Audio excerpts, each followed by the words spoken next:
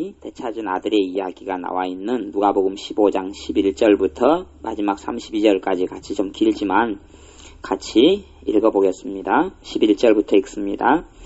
또 가라사대 어떤 사람이 두 아들이 있는데 그 둘째가 아비에게 말하되 아버지여 재산 중에서 내게 돌아올 분깃을 내게 주소서 하는지라. 아비가 그 살림을 각각 나눠 주었더니 그 후 며칠이 못되어 둘째 아들이 재물을 다 모아가지고 먼 나라에 가 거기서 허랑방탕하여 그 재산을 허비하더니 다 없이 한 후 그 나라에 크게 흉년이 들어 저가 비로소 궁핍한지라. 가서 그 나라 백성 중 하나에게 붙여 사니 그가 저를 들로 보내어 돼지를 치게 하였는데 저가 돼지 먹는 쥐염 열매로 배를 채우고자 하되 주는 자가 없는지라. 이에 스스로 돌이켜 가로되 내 아버지에게는 양식이 풍족한 품꾼이 얼마나 많은고 나는 여기서 주려 죽는구나. 내가 일어나 아버지께 가서 이르기를 아버지여 내가 하늘과 아버지께 죄를 얻었사오니 지금부터는 아버지의 아들이라 일컬음을 감당치 못하겠나이다. 나를 품꾼의 하나로 보소서 하리라 하고 이에 일어나서 아버지께로 돌아가니라. 아직도 상거가 먼데 아버지가 저를 보고 측은히 여겨 달려가 목을 안고 입을 맞추니 아들이 가로되 아버지여 내가 하늘과 아버지를 죄를 얻었사오니 지금부터는 아버지의 아들이라 일컬음을 감당치 못하겠나이다 하나 아버지는 종들에게 이르되 제일 좋은 옷을 내다가 입히고 손에 가락지를 끼우고 발에 신을 신기라. 그리고 살진 송아지를 끌어다가 잡으라. 우리가 먹고 즐기자. 이 내 아들은 죽었다가 다시 살아났으며 내가 잃었다가 다시 얻었노라 하니 저희가 즐거워하더라. 맏아들은 밭에 있다가 돌아와 집에 가까웠을 때에 풍류와 춤추는 소리를 듣고 한 종을 불러 이 무슨 일인가 물은데 대답하되 당신의 동생이 돌아왔음에 당신의 아버지가 그의 건강한 몸을 다시 맞아들이게 됨을 인하여 살진 송아지를 잡았나이다 하니 저가 노하여 들어가기를 즐겨 아니하거늘 아버지가 나와서 권한대 대답하여 가로되 내가 여러 해 아버지를 섬겨 명을 어김이 없거늘 내게는 염소 새끼라도 주어 나와 내 벗으로 즐기게 하신 일이 없더니 아버지의 살림을 창기와 함께 먹어버린 이 아들이 돌아오매 이를 위하여 살진 송아지를 잡으셨나이다. 아버지가 이르되 예 너는 항상 나와 함께 있으니 내 것이 다 네 것이로되 이 내 동생은 죽었다가 살았으며 내가 잃었다가 얻었기로 우리가 즐거워하고 기뻐하는 것이 마땅하다 하니라. 아멘. 제가 어려운 질문을 문제를 하나 내겠습니다. 정답은 1번하고 2번 중에 있기 때문에요. 잘 고르면 100점이고 못 고르면 빵점입니다. 한 문제밖에 없기 때문에. 여러분이 기도 생활을 하실 때에 무릎을 꿇고 기도하는 것이 은혜를 많이 받겠습니까? 누워서 기도하는 것이 은혜를 많이 받겠습니까? 자, 이제 빵점인지 100점인지 이제 보겠습니다. 근데 100% 정답은 없습니다. 근데 일반적으로. 자, 무릎을 꿇고 기도하면 은혜를 더 많이 받는다. 1번 손 들어 보십시오. 집사님 혼자. 이거 상당히 이렇게 민주주의도 이게. 자, 누워서 기도하면 은혜를 더 많이 받는다. 손 들어 보십시오. 한 분, 두 분, 세 분, 네 분, 다섯 분, 여섯 분. 야, 정답은 누워서 기도하면 은혜를 더 많이 받습니다. 예. 누워서 기도하면 은혜를 훨씬 더 많이 받습니다. 예. 그것은 이제 경험해 본 사람, 일단은 지금 손 드신 분 중에 경험해 보신 사람, 이봉 교사님 어디에 드셨습니까? 예. 그러면 얼마 전에 손 들어갈 때 안 드셨죠? 두 번째. 근데 제가 못 센 모양이네요. 그러면 누워서 기도할 때 은혜를 더 많이 받는다를 직접 체험해서 들으신 분은 손 들어 보십시오. 그렇죠. 이봉 교사님. 또. 예, 그러죠. 실제로 집사님도 체험하셨는가요? 간간이는 체험하셨죠? 이상한 일이에요. 이상한 일은 그거예요. 우리가 막 무릎 꿇고라든지 진지하게라든지 이렇게 기도하면 은혜를 더 많이 받을 것 같은데 실제로 누워서 기도할 때 답은 있는 건 아닙니다. 근데 그건 체험해본 사람만이 알아요. 체험해보지 않은 사람은 제가 아무리 뭐라고 이야기해도 그냥 돈가스 안 먹어본 사람한테 돈가스 진짜 맛있어 그래봐요. 그게 뭐이 맛있대요. 끝나는 거고 할 말이 없는 거고. 그러듯이 체험해본 이제 제가 이제 오늘 말씀에 그 원리가 왜 그렇게 되는지를 말씀을 나눌 거예요. 그걸 잘 알아들으셔야지 우리의 신앙생활에 큰 하나님의 은혜를 받고 주님의 즐거움 속에 살아갈 수가 있어요. 어쨌든 정답은 이제 100% 정답이 있는 이야기는 아닙니다만은 일반적으로 거의 열에 8, 9번 누워서 기도할 때 은혜를 더 큰 은혜를 받습니다. 열에 9번, 열에 열은 아니고요. 열에 8, 9번 그래요. 그러면 차이가 어디에 있느냐? 오늘 성경 말씀에 보면 어떤 아버지에게 아들이 둘이가 있어요. 한 아들은 큰 아들이고 두 번째 아들은 둘째 아들이고. 그런데 두 번째 아들이 문제의 아들이고 첫 번째 아들도 문제의 아들이에요. 그러니까 첫 번째 아들하고 두 번째 아들의 차이점이 극명하게 나타나는데 첫 번째 아들은 말을 잘 들은 아들이고 두 번째 아들은 말을 안 들은 아들이에요. 말을 안 들은 아들은 호로 자식이어서 아버지가 죽으면 받아야 될 재산을 내놓으라고 아버지에게 그럽니다. 아버지 내가 어차피 아버지 죽으면 내가 재산을 상속을 받는데 아버지 죽은 다음에 받으나 죽기 전에 받으나 내 일반이니 존만할 때 내놓으시오. 그러고 아버지는 재산을 챙겨줍니다. 근데 그 재산을 가지고 있어도 아버지의 눈앞에 걸리적거리면 간섭을 받을 거 아니에요. 그러니 재산을 받은 지 며칠이 안 돼서 싹 싸질머지고 먼 나라로 가버립니다. 이민을 가버려요. 그 나라에서 자기 마음대로 살고 그리고 모든 재산을 탕진하세 거지가 됩니다. 거지가 된 다음에 빌어먹고 살다가 가만히 생각하니까요. 그래도 자기 아버지한테 자기가 다 아들로서 받아들 거 다 받아 챙기고 와서 난리가 나서 자기가 모든 그 어리석은 삶을 살기 때문에 지금 이 거지꼴이 됐고 노숙자가 됐는데 가만 생각하니 아버지하고도 인연이 있잖아요. 아들 부모 자식이랑 인연이 있으니까 내가 잘못했다고 가서 첫째는 빌고 이렇게 굶어가지고 그냥 천덕꾸러기 되고 노숙자로 살고 거지로 살다가 비참하게 인생을 마치는 것보다는 일단은 목구멍이 포도청이라고 아버지한테 잘못했다고 첫째는 빌어야 되겠고 하나님께도 잘못했고 아버지께도 잘못했고 빌어야 되겠고 그 다음에 두 번째는 아버지 집에서 정말 그 품꾼 돈 받고 일하는 이런 일꾼들이 많은데 그 중에 한 명 자리를 아버지가 안 주겠느냐 부탁하면 그 자리를 한 자리 해달라고 그래야 되겠다. 그러면 그래도 자식인데 그 자리 하나 안 해주겠느냐. 대신 아들로서 누려야 될 권리는 나 포기하겠다. 대신에 품꾼만으로도 살아도 이것보다는 100배 1000배 나은 삶이 그 아버지의 품꾼으로 살아가는 삶이니 내가 고향으로 아버지 품으로 돌아가야 되겠다. 그리고 아들이 돌아갑니다. 그러면 아버지와 아들의 차이점은 그거예요. 아들은 자기가 아들의 몫을 다 가져갔다고 생각하고 털레털레 고향 땅으로 들어가서 집 동네 밖으로 이제 걸어가는데 집 앞에서 아버지는 나와서 아들을 기다리고 있다는 거예요. 큰아들은 말을 잘 들으니까 큰아들은 아버지가 시킨 일을 잘하고 있어서 큰아들을 기다릴 필요는 없죠. 큰아들은 집에서 잘 아버지 시킨 대로 충성하고 살고 있습니다. 아들이 딱 둘인데 둘째 아들은 집을 나갔어요. 모든 재산을 챙겨 나갔어요. 근데 아버지에게는 자식이기 때문에 걱정이 돼요. 이 자식이 어디서 죽었냐 살았냐 언제 돌아오냐. 왜냐 그러면 아버지는 자식을 알거든요. 알아서 뻔히 조금 지나면 이 자식이 온통 사고 쳐가지고 아마 인생이 엉망이 됐다는 것을 아버지를 알아요. 왜? 자식을 오랫동안 키웠는데 이 자식을 모르겠어요.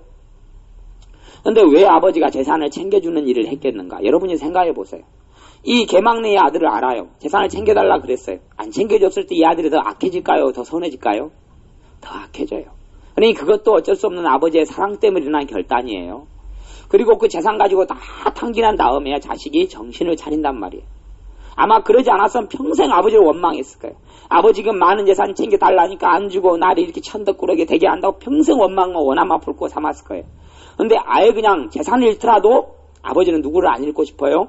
자식을 안 잃고 싶어서 재산을 챙겨준 거예요. 깊은 뜻이 있어요. 어쨌든 자식은 재산을 잃어도 누구는 돌아옵니까? 아들은 돌아와요.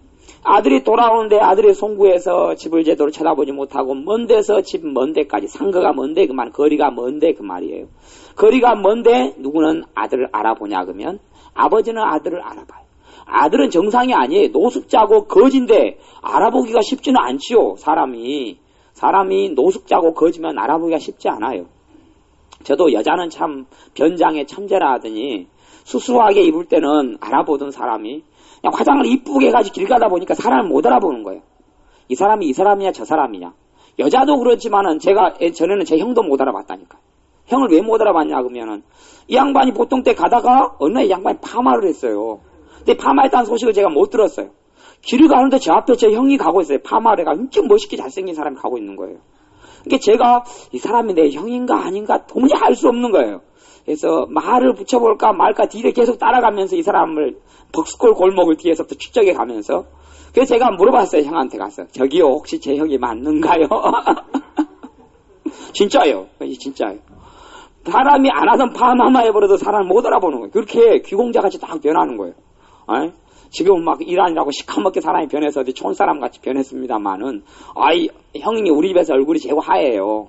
제고 하얀 얼굴에 파마를 했으니 귀공자같이 제가 못 알아보는 거예요. 이게 저기요 그거 제가 물어봤다니까요. 저기요 보통 때는 얼굴 딱 주면서 형 어디가 그러는데 저기요 누구신지 제 형이 혹시 맞으신지 아니면 또 쪽팔리잖아요. 근데 아버지는 둘째 아들이 거지가 돼서 비참하게 돌아오는데 아버지는 알아본단 말이에요. 그리고 아버지가 했던 것이 20절에 보면 이에 일어나서 이 아들이 이제 아버지께로 돌아가니라 아직도 상거가 먼데 상거는 떨어져 있는 거리 이걸 상거라 그래. 떨어져 있는 거리가 먼데 아버지가 저를 보고 측은히 여겨 너무 짠하고 불쌍한 거예요. 왜? 사랑하기 때문에 이 짠하고 불쌍한 측은한 마음이 일어나죠. 그래서 달려가서 목을 안고 입을 맞추니 야 이건 요즘 부모도 안 할 거예요. 솔직히 아니야. 거지한테 냄새 난다고 자기 자식이라도 이놈아 좀 씻고 다녀라. 이게 뭐냐 지금. 그리고 입을 맞추면 무슨 입을 맞춰야 그 더러운데 그냥 이놈 안주 다리몽대 하나 불러온다 이러. 그럼 목살 잡고 끄고 가든지 어떻게 하는데 이 아버지가 하나님 아버지를 이야기하기 때문에 사람 아버지와 좀 다르게 하는 거죠. 니놈 니가 벌어서 갚아 그랬는데 사람 아버지 같으면 하나님 아버지는 가서 이 거지가 됐고 뭐 거지가 됐으니 뭐 양치를 했겠어요. 입을 닦았겠어요. 이빨을 닦았겠어요. 입을 맞추고 끌어안고 그렇게 했어요. 그리고 21절에 아들이 아버지께 그래도 빌어요. 아버지여 내가 하늘과 아버지께 죄를 지었습니다. 지금부터는 아버지의 아들이라 일컬음을 감당치 못하겠나이다. 그러면 품꾼 하나 써달라는 이야기예요. 자기 아들의 모든 권리를 다 포기한다는 이야기예요. 그런데 22절에 아버지는 그 말을 들은 척도 하지 않습니다. 그 말을 안 듣고 종들에게 이르되 제일 좋은 옷을 내어다가 입히고 손에 가락지를 끼우고 발에 신을 신겨라. 그렇게 이야기해요. 손에 가락지는 뭐냐 그러면요. 요즘으로 이야기하면 액세서리 반지가 아니다. 실제적으로는 인장 반지 같은 거예요. 권위. 자식의 권위를 가진 반지. 그 지위의 회복을 이야기하는 것이고요. 반지가요. 발에 신을 신겨라. 그리고 좋은 옷을 가장 제일 좋은 옷을 내어다가 입혀라. 예수님의 사람들이 첫 번째 예수님께 돌아와서 해야 될 일은 딴 일이 아니라 이 은혜를 누리는 일에서 시작해야 돼. 그래서 오늘 말씀의 제목은 은혜로 사느냐, 우리가 은혜로 삽니까? 율법으로 삽니까? 그거예요. 은혜로 삽니까? 율법으로 삽니까? 그거예요. 우리가 기도 생활을 할 때도요, 어떨 때는 기도를 하면 굉장히 기도가 재미가 없을 때가 있어요. 자주 있죠? 자주 있을 때가 있어요. 기도를 하면 할수록 퍽퍽하고 힘들어요. 기도를 하면 할수록 퍽퍽하고 힘들고 내가 이거 허공을 치는 것 같고 벽을 치는 것 같은 기도가 될 때가 있어요. 근데 하나님이 안 들으셔서가 아니라 사실은 깊이 들어가면 좀 어려운 이야기입니다만은 내가 율법으로 기도하고 있기 때문에 그런 일이 벌어져요. 내가 은혜로 기도하고 있는 게 아니라 율법으로 기도하고 있기 때문에 기도가 계속해도 힘들어요. 제 집사님 그런 걸 경험하시죠? 기도를 하는데 그냥 기도를 하나하나 그냥 내가 뭐 하고 있나 싶고 기도해도 그냥 답답하고. 왜 그냥 그러면 나도 모르게 우리는 습관적으로요 율법적인 경향이 강해요. 어떤 사람 율법적인 경향이 좀 더 강하냐 그러면요. 사람의 성격을 네 종류로 나누면 그 가운데 이 좀 주관이 뚜렷하고 고집이 세고 이런 담즙질이라는 성격이 있어요. 이런 성격의 사람들은 율법적인 성향이 강하고요. 그 다음에 또 원리 원칙주의자들이 있어요. 원리 원칙주의자들 꼼꼼하니 원리 원칙을 따지는 사람들도 딴 사람에 비해서 율법적인 성향이 강해요. 그러니까 자기를 그대로 놔두면 율법적인 사람이 돼요. 율법적인 사람. 예수님의 사람은 율법으로 사는 사람이 아니라 복음으로 살고 하나님의 사랑으로 살고 은혜로 사는 사람들이에요. 근데 나도 모르게 가만히 놔두면 내가 율법적인 사람으로 변하고 되려고 그래요. 근데 그런 경향이 다분히 강해요. 가령 뭐 여기서는 율법적인 경향을 좀 세게 가진 사람들은 우리 최 집사님, 그 다음에 우리 박미영 집사님, 또 뭐 지연이도 뭐 그런 것도 있고, 그다음에 우리 나 집사님도 그렇고, 우리 언니 나인자 집사님도 그렇고, 뭐 좀 골고루 많네요. 나중에 우리 이제 지혜도 좀 그런 성향이 있고, 당연히 우리 전하시 부치님도 그런 게 있고, 화연이도 좀 있고, 뭐 하여튼 없는 사람 별로 없네요. 많은 좀 딴 사람이 상대적으로 좀 강해요. 이것이 강해요. 다시 이야기하면 회개라는 기도를 회개 기도를 하나 따졌을 때도 어떤 회개 기도는 하나님이 정말 싫어하는 게 있고, 어떤 회개 기도는 하나님 기뻐하는 게 있어요. 그러면 내가 삶을 회개하지 않으면서 회개한다, 뭐 이런 걸 떠나서 내가 하나님께 나아갈 때의 내 모습을 보니까 너무 더럽단 말이에요. 회개할 게 너무 많아요. 그래서 내가 머리도 씻고 머리도 감고 껌장 떨어내고 똥 묻은 거 떨어내고 막 씻고 난 다음에 이 정도 되니까 이제 나름대로 회개를 해요. 그렇게 회개기도 한 다음에 이 정도 되니까 하나님께서 나를 받아주시겠지. 그리고 막 가니까 이제 괜찮은 거예요. 자기 모습이 볼 때. 회개기도 다 하고 가잖아요. 이렇게 하는 회개기도가 하나가 있고, 두 번째는 내가 보니까 더러움도 많고 지저분하고 막 시커멓고 때도 많고 똥 묻은 게 있고 때 묻은 게 있고 쓰레기도 많고 많은 거예요. 저기 보니까 우리 주님이 계셔요. 내 아버지 하나님이 계셔요. 한번 달려가서 누구한테 씻겨달라 그래요? 주님께 씻겨달라 그래요. 이렇게 하는 회개기도가 있어요. 근데 우리의 대부분의 사람들은 회개기도를 할 때 앞에서 했던 1번 내가 다 씻고 난 다음에 주님께 가서 이제 이 정도면 깨끗하게 해가지고 왔는데요. 그런 식의 회개기도를 할까요? 아니면 내가 주님께 가서 다 내 부족한 거 흠다 놔두고 주님께서 씻겨주시는 것을 받아들이는 회개기도를 할까요? 1번은 우리가 많이 해요. 2번을 많이 해요. 1번은 그게 잘못된 회개기도예요. 그런 회개기도를 하면 그것이 꼭 완전히 제가 이제 표현하게 그렇게 이야기해서 비유적으로요. 근데 그런 회개기도를 하면 우리의 마음이 시원하지 못해요. 왜냐하면 그것을 율법적으로 하는 회개기도라고 이야기해요. 율법적으로. 내가 하나님 앞에 살려니까 내가 다 털어내는 거예요. 근데 저희가 씻기는 것은 예수님께서 용서해 주시니까 저희가 씻깁니까? 아니면 내가 털어내니까 저희가 씻깁니까? 예수님 용서해 주시니까 씻기는 거예요. 예수님께서 제자들을 모아놓고 12명의 제자들을 모아놓고 발을 씻겨주시는 분이 예수님이 씻겨줬습니까? 아니면 예수님의 제자들한테 발을 씻고 오너라 그랬습니까? 예수님의 제자들의 발을 씻겨줬어요. 그 회개에도요, 그게 참 미묘한 거예요. 미묘한 거. 주님, 내 진짜 성질 부리고 잘못했어요. 그렇게 가는데 이것이 내가 그렇게 안 하면 주님이 나를 안 받아주기 때문에 그렇게 하느냐? 아니면 내가 흠있고 부족한 모습으로 가는데 주님께서 나를 사랑해 주시고 끌어안아 주시고 그 사랑의 감격에서 회개하느냐의 차이예요. 하나는 율법으로 살고 하나는 은혜로 살고 비슷해요. 모양은 비슷한데 극명하게 결과는 틀려져 버려요. 다시 이야기하면 제가 여기 있다가 이제 걸어가요. 걸어갈 때 제가 이 방향에서 걸어갈 수도 있고 저쪽 방향으로 조금 제가 이 방향을 좀 살짝 틀어요. 그래가지고 앞으로 반드시 걸어갈 수 있고 제가 여기서 방향을 조금만 더 틀어요. 갖고 저리 걸어갈 수도 있어요. 근데 맨 처음에 제가 이 자리에서 출발하기 전에는 방향이 어느 방향이어도 위치는 상관이 없잖아요. 이 제자리니까. 근데 제가 이 방향으로 조금이냐 이 방향으로 조금이냐 방향을 조금만 틀어서 5분만 걸어가도 도착해 있는 곳은 하늘과 땅 차이예요. 그런 것처럼 회개 기도를 하는데도 방향이 어떤 방향에 따라서 하나님 율법의 결과물을 얻고 하나님 복음의 결과물을 얻어요. 그러면 오늘 첫째 아들과 둘째 아들이 이 탕자의 아버지 둘째 아들에 있어서 이 아버지에게 있어서 두 아들 중에서 하나들은 복음을 누리고 살고 하나들은 율법을 누리고 살아요. 결과물은 뭐냐 그러면 첫째 아들이 보니까 집에 오니까 집이 잔치를 하고 있어요. 풍악이 울리고 있어요. 춤추고 있어요. 사람들이. 그러니까 집에서 일하는 하인한테 물어봤어요. 집에 무슨 일이 있느냐 물어봤어요. 왜 이 아들은 아버지가 시킨 대로 열심히 농사짓고 일하다가 왔어요. 해가 지니까 이제 아이고 오늘도 일 끝났다 그리고 쫙 들어오는데 집에서 풍악을 울려라 그리고 동네 사람들 다 모여서 먹고 마시고 잔치를 하고 있는 거예요. 막 좋다고 춤을 추는 거예요. 그러니까 생각해 보세요. 성질 나죠. 한편으로 성질 나요. 집에 올 때부터 풍악 울리면 기분 나빠버려요. 풍악 울리면 누구한테 통보를 해줘야 돼요? 자기가 지그 집에 장자인데 장자한테 통보도 안 하고 그냥 잔치를 벌이니 성질 나버리죠. 제가 무슨 일이냐고 물어본 거죠 사실은. 그러니까 당신의 둘째 아들이 돌아왔는데 그 참 우리나라 번역 성경이 좀 이상하긴 해요. 하인이 그래요. 당신의 둘째 아들이 들어왔는데 당신의 아버지가 잔치를 지금 벌린다. 그것도 왜 잔치를 벌이냐 그러면 27절에 오면 누가복음 15장 27절에 오면 대답하되 당신의 동생이 돌아왔음에 당신의 아버지가 그의 건강한 몸을 다시 마자들에게 됨을 인하여 살찐 송아지를 잡았나이다. 건강함 동생이 몸 성하게 돌아온 것이 아버지는 너무 기쁜 거예요. 그냥 재산은 다 상관없어. 재산이 잃든지 말든지 상관없고 몸성이 돌아온 것만 너무 좋은 거예요. 아버지 입장에서. 그래서 송아지를 잡아 살찐 송아지를 잡아서 잔치를 하는 거예요. 요즘으로 이야기하면 뭐 송아지 값이 뭐 그냥 뚝 떨어졌기 때문에 그러지만 이 농사 짓는데 송아지는 최고의 것이 최고의 것. 그러니까 뭐 동네가 1년에 한두 번 송아지 잡기도 힘들어서 먹고 살기 어려운 때에 송아지를 잡는 거예요. 그러니 이걸 쓸고 29절에 보면 저가 노하여 들어가기를 줄게 아니하며 노하여 성질이 대단하게 많이 났어요. 그러니까 잔치상에 안 가는 거예요. 안 가요. 성질나가 잔치상에 안 가요. 그러니까 누가 쫓아나옵니까?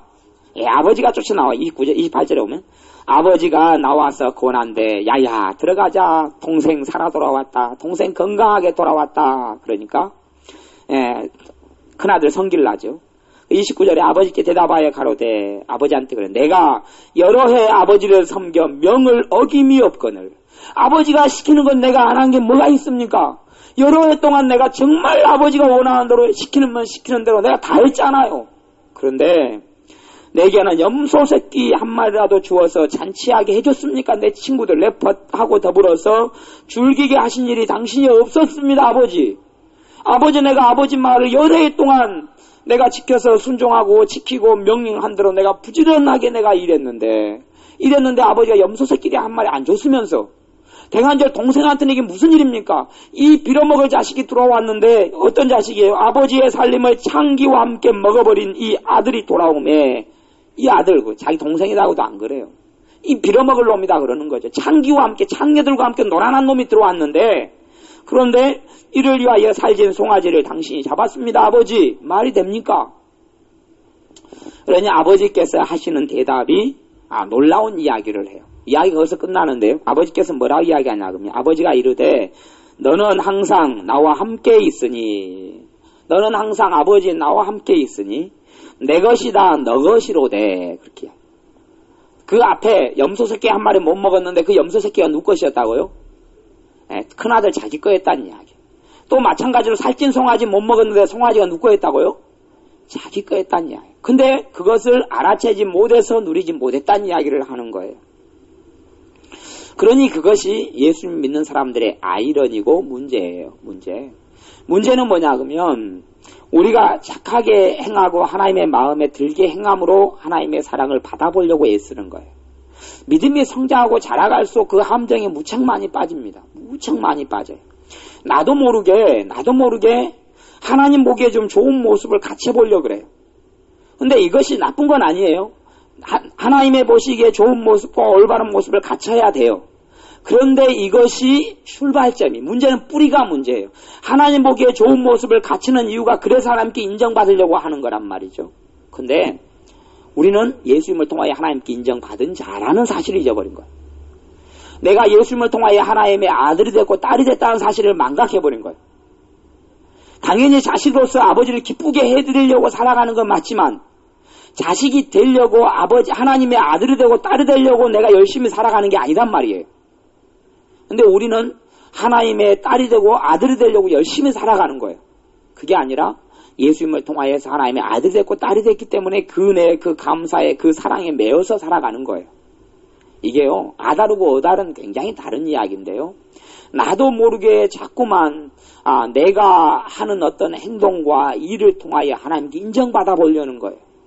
이것이요, 내가 예수님을 믿기 전에 어떤 사람들은 인정받으려고 애쓴 사람이 많이 있어요.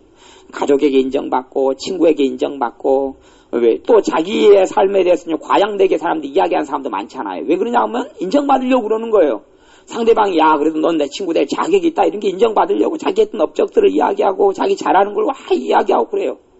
근데 그렇게 살던 사람이 하나님께 돌아와서는 누구한테 인정받으려고 했어요. 이제 대상이 바뀌는 거죠. 그전에 사람한테 인정받으려고 했다가 이제는 하나님께 인정받으려고 애쓰는 거예요. 근데 하나님께서 우리 인정해 주시는 것은 예수님 때문에 인정해 주는 거예요. 인정받고 출발하는 거예요. 하나님의 자식이 된 다음에 출발하는 거예요. 꼭 어떤 천덕꾸러기 고아가 먹고 살기 위해서 도둑질을 하다가 잡혔어요. 어떤 어른한테 잡혔어요. 잡혔는데 어른이 보니 이 도둑놈을 어린아이를 잡아놨더니 보니까 사는 것이 너무 기구하거든요. 너무 불쌍해요. 너무 짠해요. 그래서 이 아이를 데려다가 깨끗이 씻겨서 자기의 양자로 삼았어요. 자기의 양자로 삼았어요. 자기의 자식으로 삼았는데 이 자식으로 삼은 아이의 행동거지는 바뀌지를 않아요. 똑같이 음식 손으로 집어먹고 포크 쓸 줄 모르고 칼 쓸고 젓가락 숟가락 쓸 줄 모르고 또 집에 있는 거 또 돈 버는 데다가 이렇게 놔두면 쓱 돌아가고 또 밖에 나가서 옷도 막 더럽게 지저분하게 입고 그 사람의 자식인데 그렇게 사니까 부모가 이야기해요. 야야 옷 깨끗하게 입어라. 그러니까 그 말을 들으니 이제 얘가 또 불안해지는 거예요. 왜냐면 옛날에는 그 추운 겨울에 밖에서 떨면서 추워서 어쩔 줄 몰랐는데 그랬죠 이봉규 여사님? 그래 어쩔 줄 몰랐는데 지금은 이제 자기 행동거지가 좀 못돼 먹더라도 낮잠 곳에서 자고 그러다 먹을 걱정 없는데 옷 깨끗이 입어라 말을 듣는 순간에 머리끝부터 발끝까지 소름이 끼치는 거예요. 왜 그러냐 그러면 걱정이 드는 게 야 깨끗한 좋은 옷을 입혀놨는데 더럽게 입으면 혹시 쫓아내버릴지 모르겠다. 는 두려움이 들어온 거예요. 그 다음날부터는 딴 것은 엄마 아빠 몰래 못된 짓은 하고 살아가지만 들어올 때는 옷은 깨끗이 하고 들어와요. 왜? 옷을 깨끗이 안 해놓으면 엄마 아빠가 쫓아내버릴 거라는 두려움이 생겼기 때문에 그래. 그러니까 이제 부모가 보기에는 자식이 이제 좀 적응하는 것 같아요. 옷을 깨끗하고 단정하게 입으니까 적응하는 것 같아요. 얘가 이제 좀 정신을 차려가는갑다. 그래서 이제 또 공부 열심히 해라 그래요. 그러니까 이 아이가 또 걱정이 샥 머리끝부터 발끝까지 소름이 끼쳐요. 에? 공부를 해야지 사람 노릇하지 말 듣고 이 공부를 안 하면 쫓아내는 모양이다 생각하니까 얘가 열심히 공부했어요. 누구 눈밖에 안 나려고요? 부모 눈밖에 안 나려고. 그러니까 부모가 보기에는 얘가 참 자식으로 이제 우리를 엄마 아빠로 받아들이고 얘가 참 공부도 열심히 하고 이제 앞으로 이 자식은 왜? 이 부모가 자기의 자식으로 도둑놈 어린 거지를 데려온 것은 이 거지 어린 아이를 불쌍히 해서 어린 아이의 행복 때문에 자식을 데려왔습니까? 이 부모의 행복 때문에 자식을 데려온 거예요? 자식의 행복이 그 아이의 행복이지 부모 행복한 별로 상관없어요. 부모는 그 자식이 없어도 행복하게 살고 더 좋은 자식을 고아원에서 데리고 올 수 있기 때문에 그래요. 근데 이 순수하게 이 자식이 불쌍하기 때문에 이 아이가 불쌍하기 때문에 살아온 것이 너무 기구하기 때문에 자식을 삼은 거예요. 응? 그런 거예요. 근데 이 아이는 그래서 발버둥을 쳐요. 쫓겨나지 않으려고 공부하고 쫓겨나지 않으려고 속에서는 막 틀린데 예의 범죄를 지키고 이렇게 살아가요. 그렇게 좀 살아가다가 이 아이가 정신병이 들고 말아요. 왜냐 그러면 감당할 수가 없거든요. 겉과 속이 너무 다르니까 이 불안과 두려움 부모가 볼 때마다 자기에게 꼬투리를 잡을까 옷이 지금 구겨졌다 더럽다 손톱은 왜 안 깎았냐 말 들을까 봐 그것 때문에 노이로제 걸리다 보니까 병이 든 거예요. 마음에 병이 들고 정신에 병이 들어온 거예요. 예수님을 믿는 사람들도 그렇게 꼭 그렇게 살 수 있어요. 나도 모르게.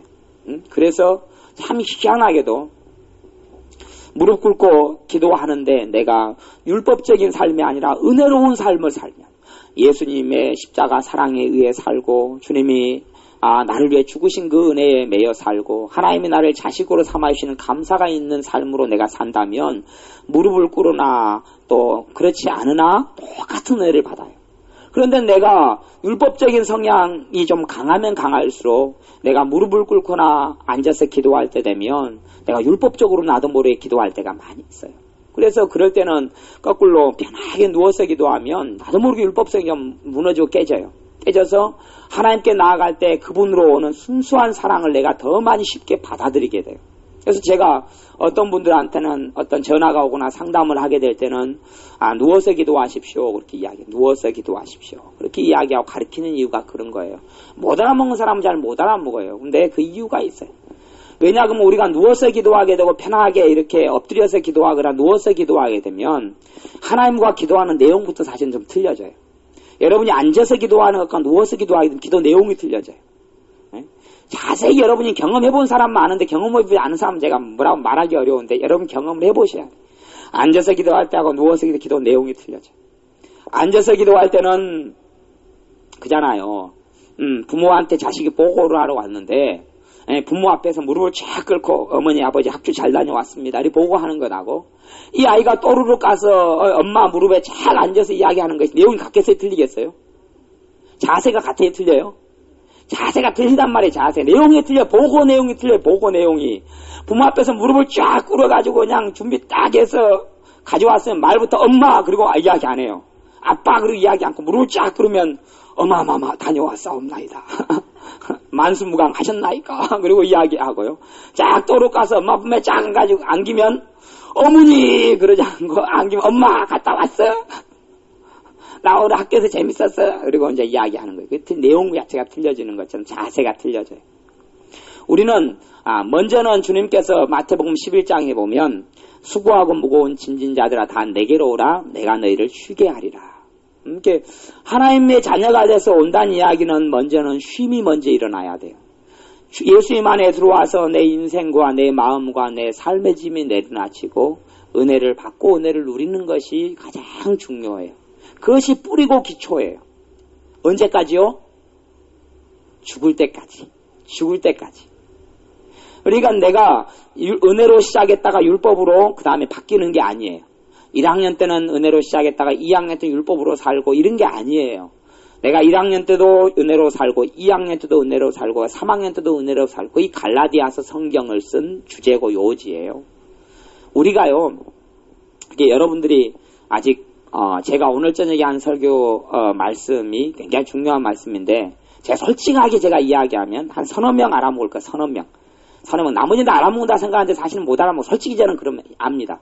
이게 제가 말하는 걸 겪어보지 않은 사람은 알아먹지를 못해요. 근데 몇 사람이라도 알아먹으라고 말씀을 제가 전하는 거예요. 몇 사람이라도. 근데 우리가 살다 보면 나도 모르게 자꾸만 기도도 율법적인 기도를 하게 되고 나도 모르게 내 생활도 하나님께서 나를 버리지 않고 내가 차지 않을까 겁나서 내가 하나님을 섬기는 것도 있고요. 그러니까 이게 복잡한 삶이 우리 삶 속에 마음 속에 일어나요. 우리가 사는 것은 내가 예수님께 인정받으려고 사는 게 아니라 인정받았기 때문에 사는 거예요. 응? 하나님의 자녀가 되려고 사는 게 아니라 하나님의 자녀가 됐기 때문에 사는 거예요. 자식은요. 밖에서 유리창 깨고 사고치고 하고 막 더럽게 해가지고 들어왔어도 집에 들어오면 배고프면 뭐합니까? 밥통 열어가지고 밥 끄집어내 먹고 냉장고 문 열어가지고 계란 꺼내서 계란 후라이에 먹고 있는 거 다 들쳐먹잖아요. 누구니까요? 자식이니까. 사고 잔뜩 치고 와서 집에 와서는 엄마한테 뭐라 그래요? 밥 주라 그래, 밥 주라 그래. 자, 엄마는 혼내죠. 혼나면서도 엄마 먹고 때리면 안 되겠어? 배고픈데 밥 주고 때리지? 누구와의 관계니까요? 부모 자식 간의 관계니까 그런 것처럼 우리가 그 누림이 하나님 앞에서 있어야 되는 거예요. 그게 없는 사람은 이상하게 신앙생활이 변질돼 가기 시작해요. 하나님의 자녀로 살아가는 것이 가장 중요하고 그것이 뿌리예요. 누구 때문에요? 나의 주님 때문에 그러는 거예요. 나의 주님 때문에. 내가 주님의 사랑과 주님의 십자가의 죽으심과 용서하심은 죽을 때까지 가는 거예요. 죽을 때까지. 오늘도 예수님이 필요하고 내일도 필요하고 모레도 필요하고 주님의 십자가 사랑 때문에 내가 하나님께 인정받고 내가 사랑받고 내가 용서받고 내가 용납받고 내가 축복받는 거예요. 그것은 처음부터 끝까지 그러는 거예요. 근데 살다 보면 나도 모르게 신앙생활 하다 보면 이제 율법적으로 변해요. 하루에 1시간 기도 안 하면 하나님이 나를 받아줄까? 하루에 2시간은 기도해야지. 하루에 5시간은 해야지. 성경 하루에 3장씩은 봐야지. 한 달에 성경 한 번도 안 봤는데 이게 믿는 자가 아닌 것 같다 등등. 사랑하는 남녀 사이에 연애편지를 썼어요. 남자가 여자한테 연애편지를 썼어요. 그러니까 연애편지를 한 줄을 읽어도 여자는 행복해요? 안 행복해요? 행복하죠. 근데 연애편지를 받아가지고 읽으면서 그렇게 생각해요. 이 편지를 다 안 읽으면 이 남자가 나를 어떻게 생각할까? 이 남자가 나를 혹시 때리지는 않을까? 이 남자가 혹시 나를 버리지는 않을까? 연애편지를 읽으면서 그리고 남자가 만났을 때 내가 준 편지 4장 썼는데 네 1장 읽었어? 2장 읽었어? 그러지는 않을까? 사실은 그러려고 남자가 연애편지를 써준 게 아니잖아요. 그걸 읽으면 한 줄 읽어도 기쁘고 2줄 읽어도 기쁘고. 그러니까 성경도요. 읽는 것도 율법적으로 읽을 수가 있고 은혜로 읽을 수가 있어요. 은혜로 읽으면 한 줄 읽을 때도 너무 감사하다. 왜? 성경에서 뭘 봐요? 아버지 하나님의 나에 대한 사랑을 발견해요. 거기서 은혜를 발견해요. 근데 한 줄을 읽었는데 자기 안에서 아이고 이것도 읽은 거냐? 그러면 나는 은혜로 살고 있는 사람이 율법으로 살고 있는 사람이에요. 율법으로 나 지금 살고 있다냐. 한 장 읽었는데 시원하지 않아요. 그럼 나 율법으로 살고 있다냐. 그런다고 성경을 읽지 말아거나 덜 읽으라는 이야기가 아니라 자세를 이야기하는 거예요. 자세를 이야기하는 거예요. 내가 5장을 읽었는데 너무 적게 읽은 것 같아. 한 장을 안 읽었는데 내가 너무 그냥 안 읽었을 때 그래요. 그러면 내가 나도 모르게 율법적으로 변했을 수가 있어요.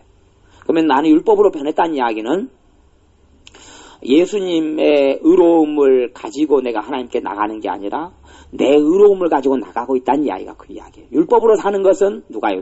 나로 나가는 거예요. 나로. 하나님 나를 보십시오. 그러고 나가는 거예요. 내가 가지고 있는 의와 잘남을 가지고 나가는 거고, 은혜로 산다는 이야기는 누구 걸로 나간다는 이야기예요? 예수님 걸로 하나님께 나가는 거예요. 주님, 난 부족함이 많은데요. 예수님 보고 나 사랑해 주실 거죠? 예수님 보고 나 축복해 주실 거죠? 예수님 보시고 나 용서하시고 용납해 주실 거죠? 예수님 보시고 나 하나님 나라로 불러들이실 거죠? 그리고 나가는 것이 은혜로 나가는 거예요. 그러니까 우리의 삶이 이게 까딱하면 율법으로 살아갈 수 있고, 내가 은혜로 살아가더라도 까딱하면 율법으로 살아가 버릴 수가 있어요. 그래서 말씀에는 너희가 좌로나 우로나 치우치지 말라 그렇게 이야기한 거예요. 여호수아 1장에 그런 거예요. 하나님의 말씀이요, 말씀이 어떤 각도로 보느냐에 따라서 은혜가 될 수도 있고 율법이 될 수도 있어요. 요즘의 말씀에는 어떤 면에서는 율법적인 설교가 많은 부분을 차지하고 있어요. 가령 예를 들어서 에베소서 5장 18절 말씀에 보면 술 취하지 말라 이는 방탕한 것이 오직 성령의 충만을 받으라 그렇게 말씀해요. 그러면 술 취하지 말라 이는 방탕한 것이다. 술 취한 거에 대해서 하나님 정말 안 기뻐하고 기분 나빠하시는구나. 술 취한 삶을 사니까 나한테 성령 충만을 안 주실 거구나. 아니면 술 취하는 거에 대해서 하나님은 정말 이게 싫어하시는구나. 이렇게 받아들이면 이거 뭘로 받는 거예요? 율법으로 받는 거예요. 근데 술 취하지 말라 이는 방탕한 것이라고 말씀하시는 것은 율법 복음으로 해석하고 은혜로 말씀한다면 그것이 주님의 본 의도인데, 내가 술 취하는 삶을 살고 방탕한 삶을 삶으로 내 삶 속에 죄가 들어오고 내 삶 속에 아픔이 들어오고 내 삶 속에 허무가 들어오고 내 삶 속에 고통과 질병과 고난과 안타까움과 어둠이 들어오는 것에 대하여 주님께서 심히 아파하시면서 하시는 이야기예요. 성령 충만을 받으라. 이것은 너희들 왜 성령 충만하지 않았느냐? 왜 성령 충만하지 않는 삶을 사느냐? 왜 네 멋대로 사느냐? 이렇게 받아들이면 율법으로 받아들이는 것이고요. 성령 충만은 누가 주시고 싶은 거예요? 주님이 주고 싶은 거예요. 너희 힘으로 살면 정말 힘들지 않느냐? 주님의 능력으로 주님의 힘으로 살 때만이 너희가 정말 잘 살 수 있는데, 성령의 충만을 부어주고 싶은 것은 아버지의 뜻이고 주님의 뜻이다 라는 말씀을 하시는 거예요. 그러니까 똑같은 말씀도 잘못된 각도로 보면 율법으로 가버리고 바른 각도로 가면 복음으로 가고 은혜로 가는 거예요. 그래서 이것이 우리들이 시계약이 잘못되면 성경을 보면서도 다 뭘로 볼 수가 있어요? 율법으로 볼 수 있어요. 성경을 볼 때마다 하나님이 그냥 나를 야단치고 잔소리치고 그냥 힘든 거예요. 이렇게 못 살았네, 이렇게 못 살았네, 저렇게 못 살았네. 그것을 뭘로 봐야 돼요? 연의 편지로 봐야 돼요. 하나님의 사랑의 편지로 봐야지 성경이 돼요. 그래야지 그게 옳은 거예요. 그 각도로 가야 돼요. 그렇지 않으면 아버지의 성령님께서 우리의 삶 속에 강하게 은혜로 능력으로 역사하시지 못해요. 왜? 눈이 시각이 잘못됐기 때문에 그래요. 주님께서 우리를 쉬게 하는 데서 먼저고 사랑해서 누리는 데 먼저고. 에? 그러면서 아이들은 유치원에 맨 처음에 보낼 때 힘들어 하잖아요. 에? 엄마한테 안 떨어지려고 그래요. 왜 그러냐 그러면요, 엄마가 자기를 버리는 걸로 생각한단 말이에요. 버리는 걸로 생각해. 니가 유치원 가 버리는 걸로 생각해. 강제로 띄워놓으니까 그것 때문에 아이가 유치원에 처음 가면서 4살 5살 때 가면서 막 어쩔 줄은 몰라요. 엄마 나 떨어지기 싫어 오는데, 근데 엄마는 집에 있고 엄마는 기다려주는 거예요. 유치원 끝날 때까지 사랑하니까. 근데 이 아이가 잘못 받아들이면 유치원 가는 것이 자기를 위한 축복이 아니라 뭘로 받아들여요? 율법으로 받아들여요. 그래서 그 다음부터 유치원 가는 것이 아이에게 지옥이 될 수도 있어요. 왜? 유치원은 자기를 위한 것인데 그렇게 생각하지 않을 수 있단 말이에요. 그래서 우리의 삶 가운데 하나님의 은혜를 누리는 방법은 은혜로 사는 거예요. 내가 율법적이고 아니고 복음적으로 은혜적으로 사는 거예요. 하나님의 사랑에 매여 사는 거예요. 이게 큰아들이 문제였죠. 큰아들은 다 누릴 수 있었는데 자기가 아들이라는 것을 망각한 거예요. 큰아들은 아들로 산 게 아니라 뭘로 살았어요? 일꾼으로 살았어요. 일꾼, 종으로 살았어요. 아버지의 일꾼으로 산 거예요. 그러니 아버지가 다시 이야기하면 사장님이 몇 년 동안 수고한 싹을 주기를 일꾼은 기다렸어요. 근데 일꾼한테는 싹을 주지만 아들한테 싹을 줘요, 안 줘요? 문제는 아들한테는 싹을 안 주는 거예요. 아니, 이제 우리가 가족끼리 장사를 하고 그럴 수는 있지만 그럴 때는 서로 이제 돈의 수익금을 나눠야 됩니다만은 그거 말고 집안일을 하고 그러는데 일꾼은 집에 들어와서 함부로 못 묵어요. 가정부도 집에 들어와서 일해주면 주인한테 집에 있는 뭘 먹으려면 허락 맡아야 돼요. 과일 하나 깎아 먹으면 허락 맡아야 돼요. 그리고 월급 받아요. 자식은 그런데 부모가 이 자식이 부모가 허용하는 한도 내에서 마음대로 갖다 쓸 수 있고 갖다 먹을 수 있는 거예요. 근데 이 큰아들은 자기가 자식인 줄을 망각해버렸어요. 이게 큰아들은요, 몰라요. 수년 동안 이렇게 일꾼으로 살아왔고, 일꾼도 정말 비참한 일꾼이죠. 다른 일꾼은 다 월급 받고, 월삭 받고 살았는데, 이 큰아들은 받았어요? 못 받았어요? 못 받고 산 거예요? 못 받고 살아요? 그러니까 염소 새끼 한 마리 못 얻어먹은 거예요. 그게 얼마나 불쌍해요. 근데 이것이 예수님 믿는 사람이 잘못 믿으면 이렇게 돼요. 잘못 믿으면 맨날 하나님의 아들이나 딸이 아니라 천덕꾸러기로 사는 거예요. 그러면서 하나님한테 구걸을 해야 돼요. 하나님 염소 새끼 한 마리 주지. 하나님 뭐라 그래요? 그게 아니다. 그게 아니라 너는 내 아들이다. 너는 내 딸이다 그래요. 그걸 자각하고 그것을 알고 깨닫고 그걸 누려야 돼요. 우리가 누려야 돼요. 내가 하나님의 아들이구나. 그 요한복음 1장 12절에 이야기하는 거예요. 영접하는 자고 그 아들의 이름을 믿는 자들에게는 하나님의 자녀가 되는 뭘 주셨으니? 권세를 주셨으니 이는 혈통으로나 육정으로나 나지 않고 하나님의 뜻으로 난 자들이니라라고 말씀하시는 거예요. 하나님의 자녀가 되는 권세를 누리는 게 시작이지 하나님께 인정받으려고 애쓰는 게 시작이 아니에요. 그걸 자기의 신분을 자각을 많이 해야 돼. 자기의 신분을 잊어버리는 사람들이 너무 많이 있어요. 그러니까 하나님 앞에서 기도할 때도 누워서 기도 못해요. 율법적인 경향이 강할수록 누워서 기도하면 큰일 나는 줄 알아요. 그냥 큰일 나는 줄 알고 이상하게 그냥 호로자식 같고 이상한 것 같아요. 그러니 그만 성경의 그 이야기를 이해 못해요. 성령님께서 너희 안에 오셔서 하나님을 뭐라고 부르짖게 하느니라? 아바 아버지라 부르게 하느니라. 그 아바가 무슨 뜻인지를 이해를 못해요. 아바가 뭐예요? 아빠라는 말이 아빠라는 헬라어를 아바 그런단 말이에요. 기본적인 말은 비슷한 것 같아요. 나라마다. 아바 아버지라. 하나님한테 뭐라고 부른다고요? 아빠 그래요. 근데 우리는 율법적인 경향이 많으니까 기도할 때 아빠가 기도를 못하죠. 그러죠?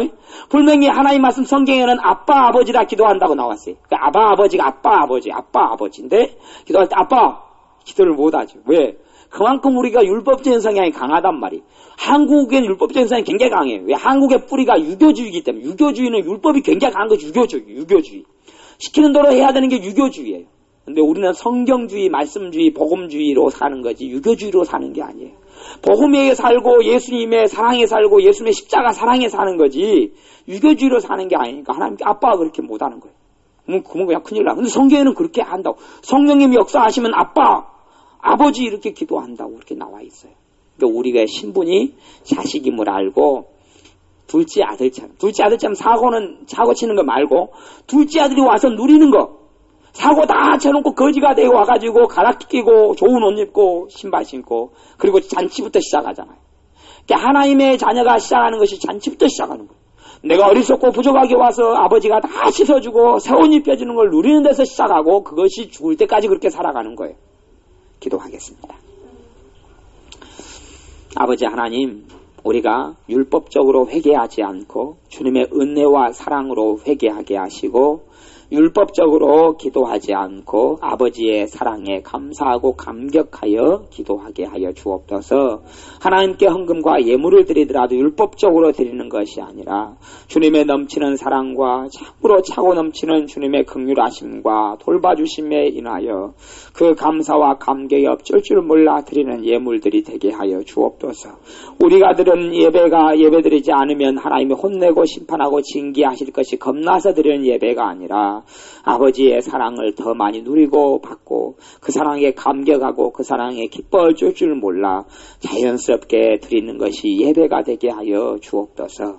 우리가 이날부터 하나님께서 부르시는 날까지 은혜로 살게 하시고 복음으로 살게 하시고 감사로 살게 하시고 주님 주신 기쁨으로 아들 딸 된 기쁨과 권세를 누리며 살게 하여 주옵소서. 예수님의 이름으로 기도하옵나이다. 아멘. 기도하겠습니다.